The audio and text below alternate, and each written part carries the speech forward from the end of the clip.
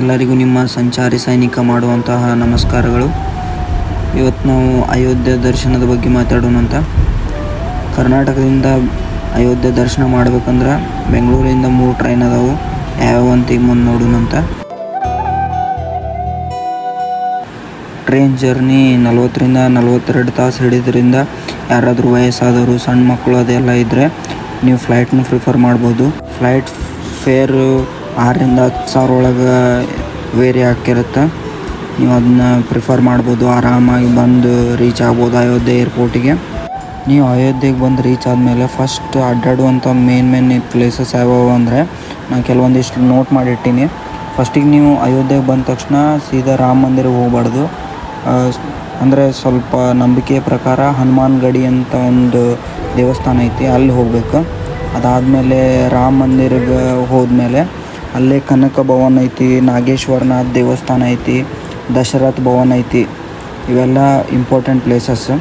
ಅದಾದ ತಕ್ಷಣ ಅಲ್ಲೇ ಪಕ್ಕದಲ್ಲೇ ಘಾಟ್ ಅದಾವು. ರಾಮಕ್ಕಿ ವೈಡಿ ಅಂತ ಘಾಟ್ ಐತಿ, ಗುಪ್ತಾರ್ ಘಾಟ್ ಅಂತ ಐತಿ, ನಯಾ ಘಾಟ್ ಅಂತ ಐತಿ. ಇದಾದ ತಕ್ಷಣ ಮೇನ್ ಇನ್ನೂ ಕೆಲವೊಂದಿಷ್ಟು ಪ್ಲೇಸಸ್ ಅಂದರೆ ತುಳಸಿ ಸ್ಮಾರಕ ಅಂತ ಐತಿ. ಇದನ್ನು ತುಳಸಿದಾಸರ ಅವರ ಒಂದು ನೆನಪಿಗೋಸ್ಕರ ಕಟ್ಸ್ಯಾರ. ಮತ್ತು ರಾಮ್ ಕಥಾ ಪಾರ್ಕ್ ಅಂತ ಐತಿ. ಅದಾದ ತಕ್ಷಣ ಅಲ್ಲಿ ಸಾಂಸ್ಕೃತಿಕ ಕಾರ್ಯಕ್ರಮ ನಡೀತಾವೆ, ರಾಮನ ಬಗ್ಗೆ, ರಾಮನ ಎಲ್ಲ ಕಥೆಗಳು. ಮತ್ತು ಇನ್ನೊಂದು ಮನಿ ಪರ್ವತ ಅಂತ ಐತಿ, ಅಲ್ಲೆಲ್ಲ ಅಡ್ಡಾಡ್ಬೋದು ನೀವು ಹೋಗಿ.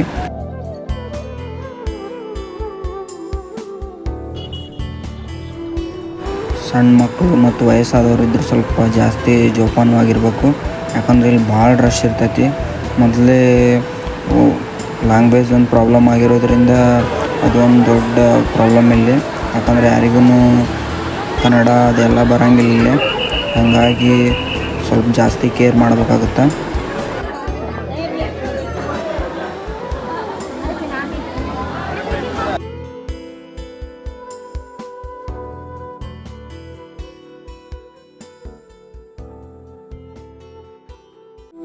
आपका इंतजार नया घाट खोया माया केंद्र पर कर रहे हैं.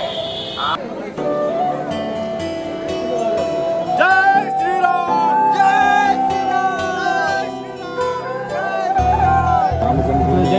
नमस्कार ಎಲ್ಲರಿಗೂ.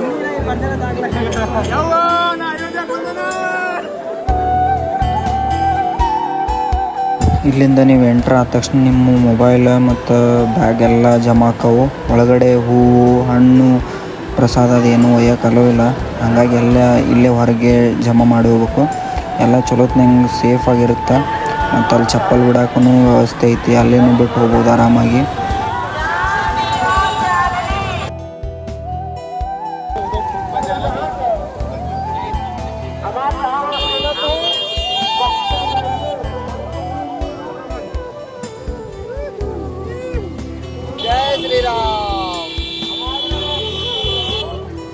ಇಲ್ಲೇ ಘಾಟ್ಗಳಾಗ ಇಲ್ಲಿ 20 ರೂಪಾಯಿ ಕೊಂಡ್ರು ಇಂಥವು ಡಬ್ಬಿ ಸಿಗ್ತಾವೆ. ಇಲ್ಲಿಂದ ಮನೆಗೆ ನೀವು ಇಲ್ಲಿದು ನೀರು ಅದೆಲ್ಲ ಒಯ್ಬೋದಿದ್ರೆ ಒಯ್ಬೋದು.